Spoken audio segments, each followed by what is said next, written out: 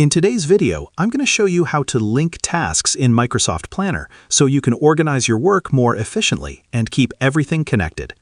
If you're working on a project with multiple tasks, linking them helps you understand which task depends on another, and that makes managing your workflow much easier. Let's get started. First, open your browser and log into your Microsoft Planner account using your credentials.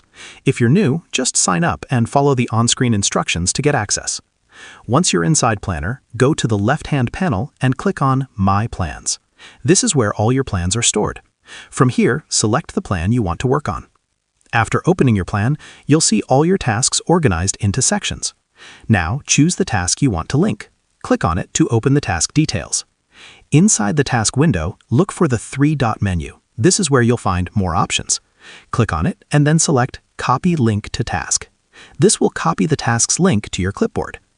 Next, open the second task, the one you want to connect to the first task. Again, go into the task details. Now, simply paste the copied link into the notes or description section of this task. And that's it. Your tasks are now linked. This method helps you clearly show relationships between tasks. For example, if one task needs to be completed before another can begin, linking them makes that dependency visible. It also improves teamwork. When multiple people are working on different parts of a project, linked tasks help everyone stay aligned and understand what needs to be done next.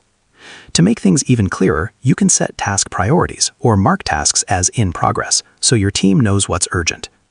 Linking tasks is especially useful for larger projects, where tracking dependencies, subtasks, and milestones is important. And that's how you link tasks in Microsoft Planner.